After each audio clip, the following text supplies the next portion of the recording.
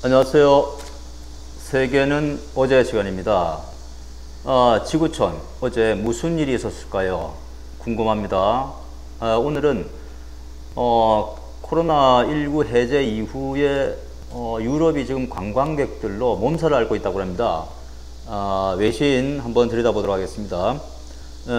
지난달 중순, 6월 중순입니다. 온라인으로 입장권을 예약하려니 이달 말까지 매진이 됐어요. 7월 말까지 매진이 됐어요. 직접 창구에서 표를 구하려고 갔는데 사람이 너무 많아서 포기하고 갑니다. 최근 프랑스 파리 루브르 박물관을 찾은 네덜란드 한 유학생이 한 말인데요. 매표소에 길게 늘어선 줄을 보고 발길을 돌려야 했다고 합니다.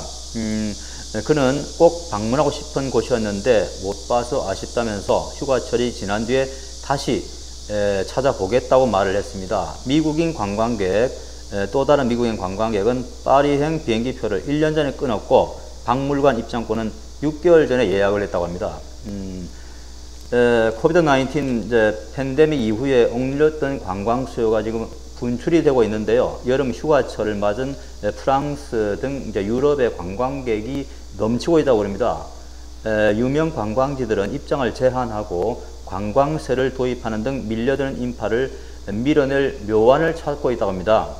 프랑스 국립통계경제연구소에 따르면 프랑스 호텔 이용자 수는 올해 1분기 4,260만 명, 지난해 같은 기간에 비해서 약 19% 증가를 했다고 합니다. 관광객들의 씀씀이도 커졌다고 하는데요.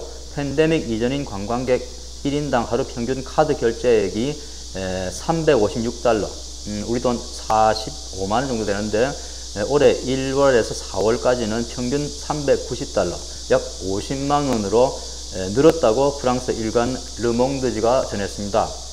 독일 숙박업계 예약 업체죠. 홀리드라는 업체가 있는데요. 유럽에서 거주민 1인당 관광객 수는 네덜란드 암스테르담이 12명, 아일랜드 더블린이 11명.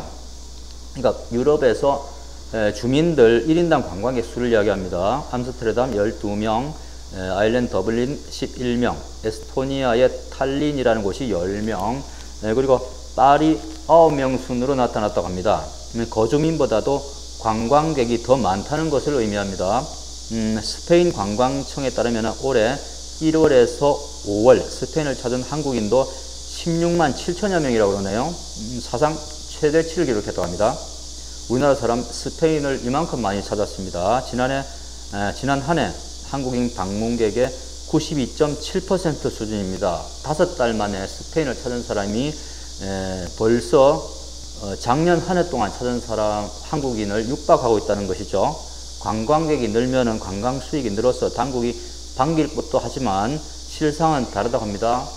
인파가 몰리면서 관광의 질이 떨어지고 지역 주민들과 마찰이 생기는 오버 투어리즘 현상에 고민이 크다고 하는데요. 오버 투어리즘.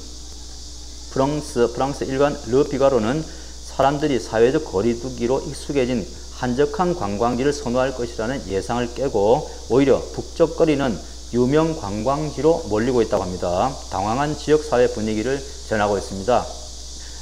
루브르 박물관은 하루 방문 인원을 최근에 4만 5천 명에서 3만 명으로 제한을 했다고 합니다. 안전사고를 막고 쾌적한 관람을 돕기 위해서라고 하는데요.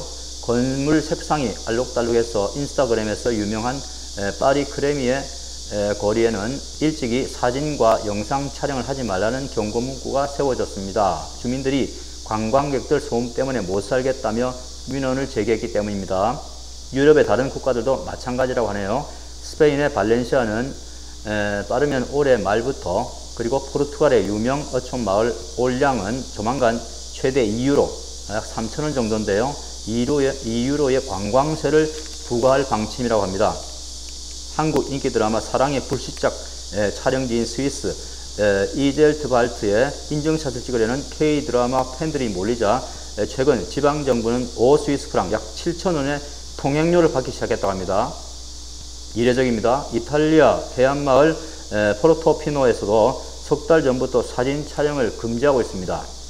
급증하는 관광객이 에어비앤비 등 숙박시설까지 난립하자 파리, 두오모 성당으로 유명한 이탈리아 피렌체 등에서는 당국이 특정 지구에 한해서 에어비앤비 신규주택 단기 임대를 금지했다고 합니다.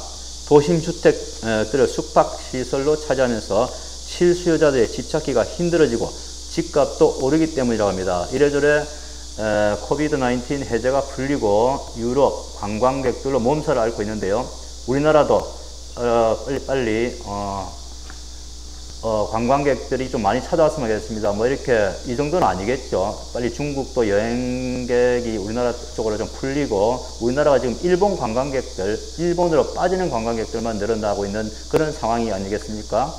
그래서 우리나라도 여행객들이 이전 수준으로 코비드-19 이전 수준으로 좀 돌아가서 한중 관계도 좀 새롭게 정립이 되지 않겠냐 하는 생각도 해봅니다. 다음 시간 뵙겠습니다. 세계는 어제였습니다. 안녕히 계세요.